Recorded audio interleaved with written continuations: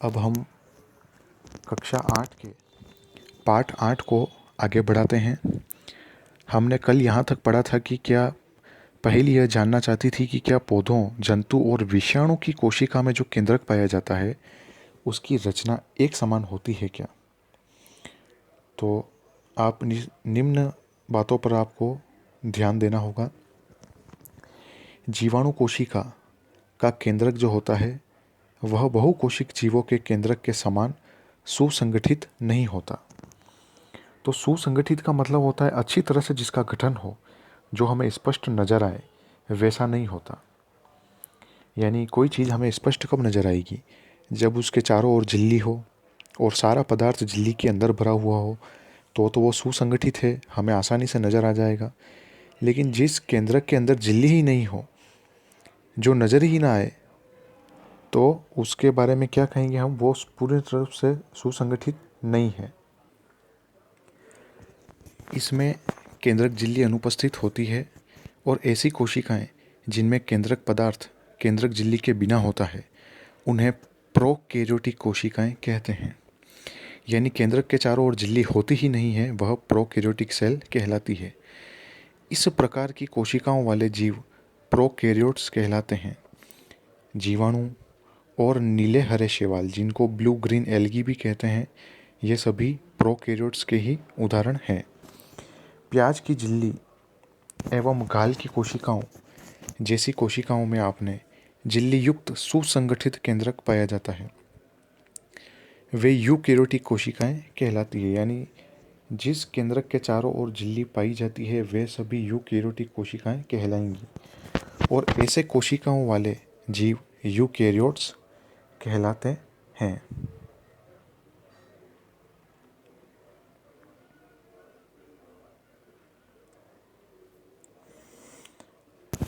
प्याज की झिल्ली की कोशिकाओं का परीक्षण करते समय क्या आपने कोशिका द्रव्य के बीच खाली अथवा दिखने वाली संरचनाओं का भी आपने ध्यान दिया। इन्हें रिक्तिका कहते हैं। यानी आप यूँ देखेंगे कि आपको ऐसा लगेगा जैसे कहीं एयर के बबल्स आ गए, वायु के बुलबुले उसमें उपस्थित हो, ऐसा आपको लगेगा, लेकिन वो वायु के बुलबुले नहीं हैं, जबकि उसी के समान दिखने वाली एक रचना रिक्तिका है। यह मात्र एक एवं बड़ी भी हो सकती है, जैसे कि प्याज की झिल्ली में कोशिका में दिखाई देती है। गाल कोशिका में अनेक छोटी छोटी रिक्तिकाएं होती है।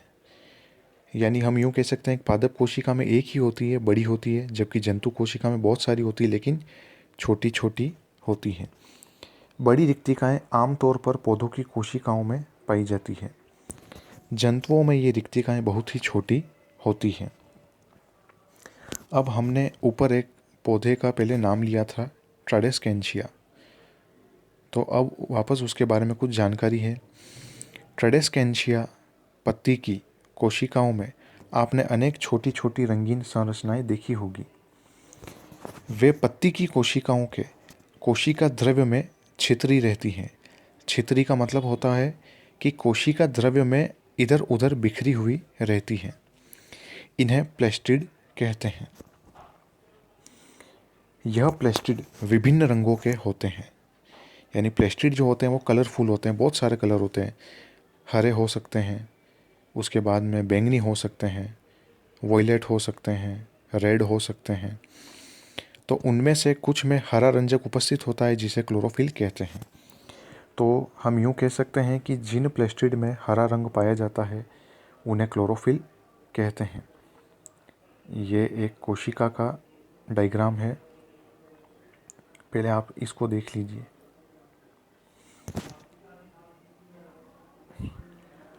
कोशिका झिल्ली आपको स्पष्ट दिख रही है अंदर की तरफ, और बाहर की तरफ जो दिख रही है आपको वो कोशिका भित्ति है। तो सबसे बाहर कोशिका भित्ति है, फिर उसके अंदर कोशिका झिल्ली है, और फिर उसके अंदर जो स्थान है वहाँ आप हरे हरे कुछ छोटे छोटे कण देख रहे हैं। ये सभी कण हरित लवक है, यानी हरे रंग युक्त जो है वो प्लेस्टिड है, जो इसको हरित लवक कहते हैं। आप केंद्रक देख रहे हैं और आपने बहुत बड़ी रिक्तिका, ये चित्र में सामने आपको नज़र आ रही है, ये पादप कोशिका का चित्र है। तो रिक्तिका कितनी बड़ी है, ए वाले में डायग्राम में आप देखिए। अब आप दो डायग्राम आपके सामने देख रहे हैं, पादप कोशिका और जंतु कोशिका का। दोनों की तुलना करें। देखो, कोशिका झिल्ली पाई जाती है पादप में और तो जंतु में भी पाई जाती है। कोशिका भित्ति पाई जाती है पादप में, लेकिन जंतु कोशिका में नहीं पाई जाती। रिक्तिकाएं दोनों में है, पादप में तो बहुत बड़ी है जबकि जंतु कोशिका में छोटी। केंद्रक दोनों में है, पादप का केंद्रक जो है वह थोड़ा साइड में है जबकि जंतु कोशिका में बिल्कुल मध्य में उपस्थित है। कोशिका द्रव्य दोनों में उपस्थित है। तो ये इनकी तुलना है। अब आपको एक सारणी बनाकर पादप कोशिका एवं जंतु कोशिका की तुलना करनी है। तो हम इसमें कुछ निम्न पॉइंट लेंगे, मुख्य। फिर उसके आधार पर हम बताएंगे किस में प्रेजेंट है और किस में एब्सेंट है, यानी किस में उपस्थित है और किस में अनुपस्थित है। सबसे पहले कोशिका का भाग लेते हैं हम, कोशिका झिल्ली। बताओ पादप कोशिका में होगी क्या? तो हमने अभी डायग्राम देखा, उसमें थी, तो हम लिखेंगे उपस्थित। जंतु कोशिका में होगी क्या? हाँ थी, तो लिखा उपस्थित। कोशिका भित्ति पादप कोशिका में थी क्या? हाँ थी, उपस्थित। और जंतु कोशिका में थी? नहीं थी, तो क्या लिख दिया? अनुपस्थित। कि इसी प्रकार केंद्रक के बारे में सोचो, पादप कोशिका में केंद्रक था क्या? अगर है तो लिखो उपस्थित। जंतु कोशिका में था क्या? हाँ था, लिखो उपस्थित। केंद्रक झिल्ली दोनों में थी क्या? तो केंद्रक के चारों ओर आवरण दोनों में था, इसलिए तो केंद्रक हमें सुस्पष्ट सुसंगठित नजर आ रहा था, तो हम दोनों में उपस्थित लिखेंगे। कोशिका द्रव्य दोनों में था क्या? हाँ, पादप कोशिका में भी था और जंतु कोशिका में भी था, तो हम दोनों में उपस्थित लिखेंगे। प्लेस्टिड की बात करें, यानी हरित लवक या कोई अदर कलर, पादप कोशिका में उपस्थित थे क्या? तो हाँ, तभी तो पौधे की पत्तियों का रंग हरा होता है, तो हम इसमें उपस्थित लिखेंगे। लेकिन जंतु कोशिका में था क्या? नहीं था, तो हम क्या लिखेंगे? अनुपस्थित लिखेंगे। रिक्तिकाएं पादप कोशिका में थी क्या? हाँ, एक थी, बहुत बड़ी थी, हम उपस्थित लिखेंगे। जंतु कोशिका में थी? हाँ थी, लेकिन छोटी छोटी थी और बहुत सारी थी। तो इस प्रकार आपको ये सारणी पूरी भरनी है। अब आ जाते हैं कुछ प्रमुख शब्द जो इस लेसन में आए थे। कोशिका, कोशिका झिल्ली, कोशिका भित्ति, हरित लवक यानी कि क्लोरोप्लास्ट, गुणसूत्र, कोशिका द्रव्य, यूकेरियोट, जीन, बहुकोशिक जीव क्या होते हैं, यानी कि यूकेरियोट की बात, केंद्रक झिल्ली, केंद्रिका यानी कि केंद्रक के अंदर जो गोलाकार रचना पाई जाती है केंद्रिका, ये न्यूक्लियोलस वो, केंद्रक, अंग, कोशिकांग, प्लेज्मा झिल्ली, प्लेस्टिड, प्रोकैरियोट, पादाभ जो अमीबा में पाए जाते हैं, उत्तक, एक कोशिक, रिक्तिका, श्वेत रक्त कणिका यानी WBC है। और कुछ महत्वपूर्ण बिंदु आपने क्या सीखा में? अधिकतर जीवों में छोटी संरचनाएं दिखाई देती है जिन्हें हम अंग कहते हैं। सभी अंग और भी छोटे छोटे भागों से बने हैं। किसी जीव की सूक्ष्मतम जीवित रचना को कोशिका कहते हैं। सर्वप्रथम कॉर्क की कोशिकाओं की खोज रॉबर्ट हुक ने 1665 में की। कोशिकाओं की विविध आकृतियां एवं साइज परिलक्षित होते हैं, यानी हमें मिलते हैं, दिखते हैं।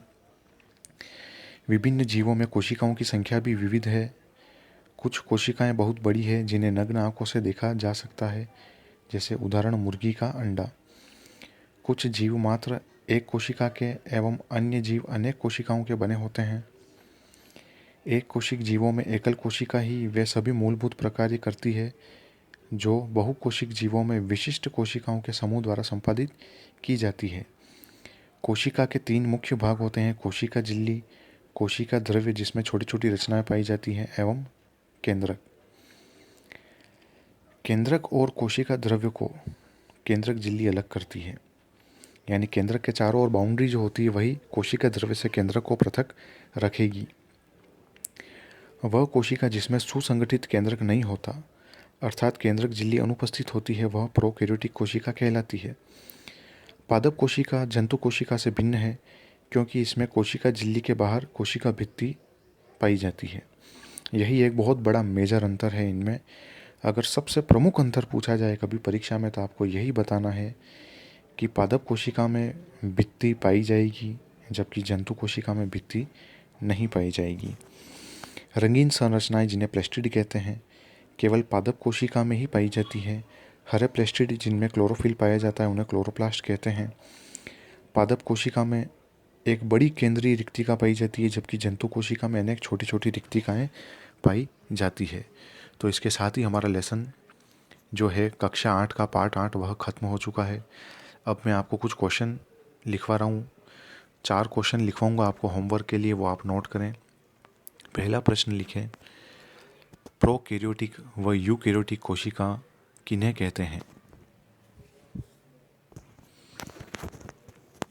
प्रश्न नंबर 2 लिखें, प्लेस्टिड क्या होते हैं व यह क्या कार्य करते हैं?